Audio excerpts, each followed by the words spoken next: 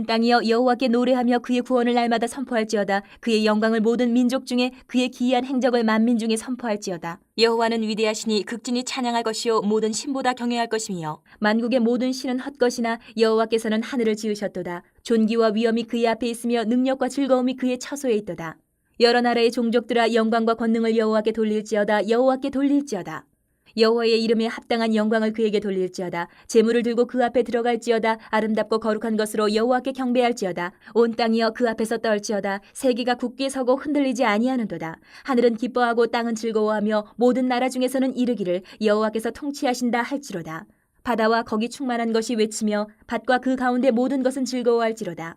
그리할 때에 숲속의 나무들이 여호와 앞에서 즐거이 노래하리니 주께서 땅을 심판하러 오실 것이미로다. 여호와께 감사하라. 그는 선하시며 그의 인자하심이 영원하미로다. 너희는 이르기를 우리 구원의 하나님이여 우리를 구원하여 만국 가운데에서 건져내시고 모으사 우리로 주의 거룩한 이름을 감사하며 주의 영광을 드높이게 하소서 할지어다. 여호와 이스라엘의 하나님을 영원부터 영원까지 송축할지로다. 하매 모든 백성이 아멘하고 여호와를 찬양하였더라.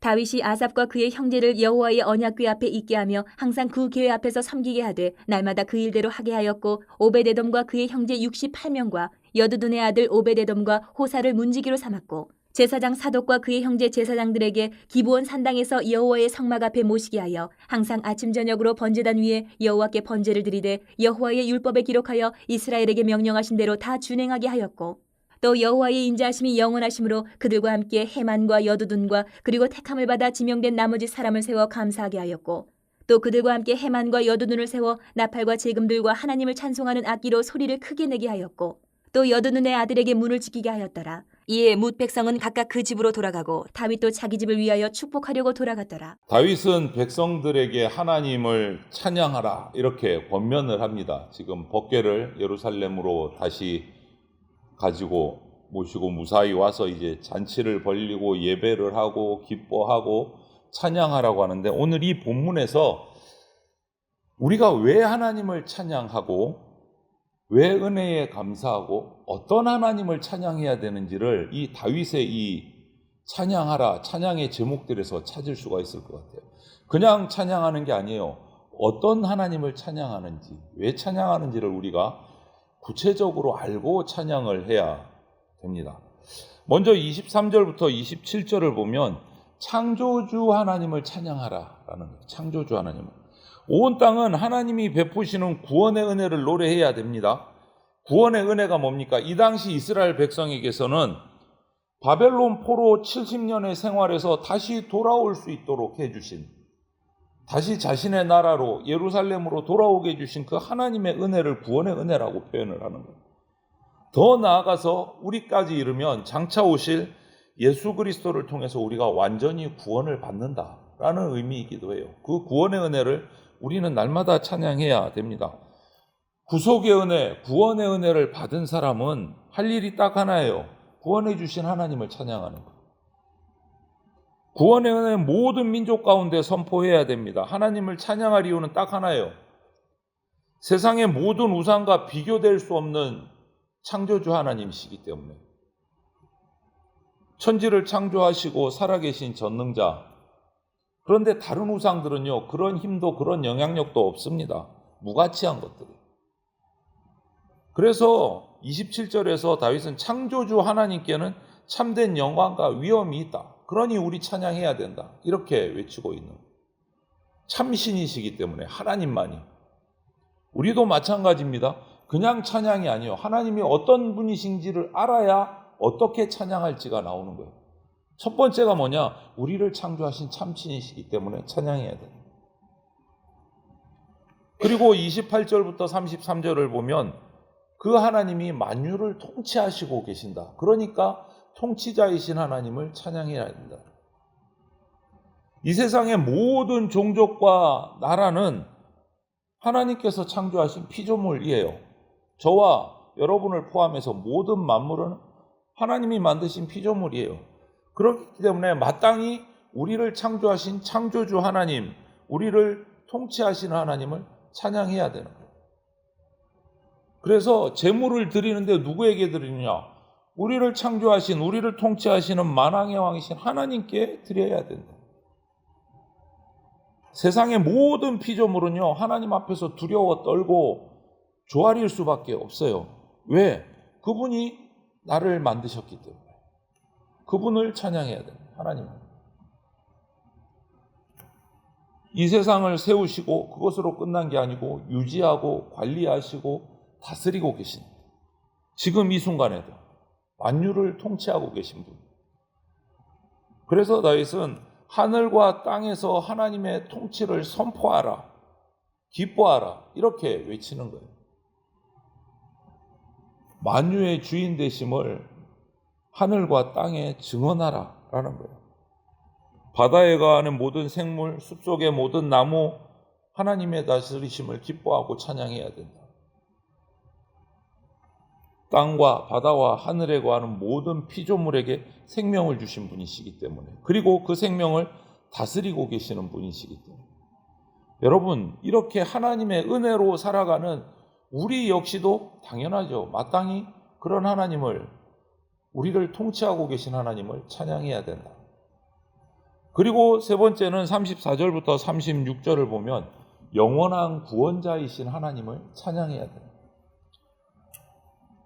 구원받은 사람들의 또 다른 사명 중에 하나가 뭐냐? 그런 하나님의 은혜에 감사하는 게 우리에게 주어진 사명이에요. 34절 말씀처럼. 구원받았으니까 감사해야 되는 거예요. 모든 피조물은 하나님의 은혜를 받기만 하고 살아갑니다. 하나님에게 우리가 뭔가 해드린다?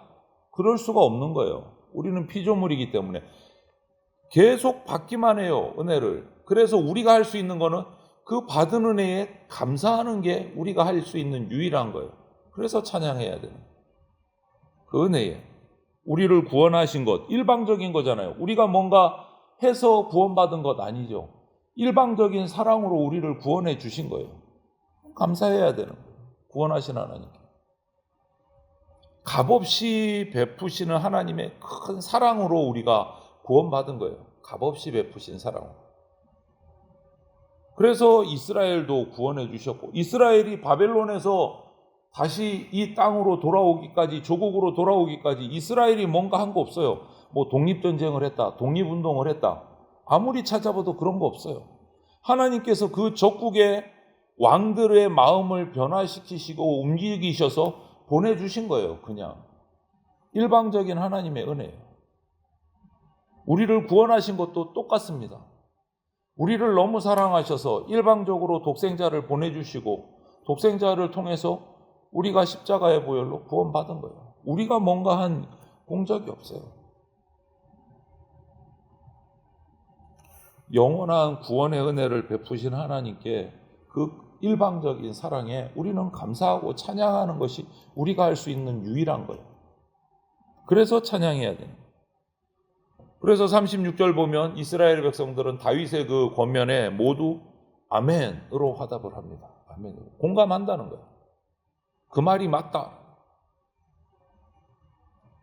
창조주이시고 영광의 찬송을 받으시기에 유일하게 합당하신 분, 그 하나님께 찬양하는 거예요.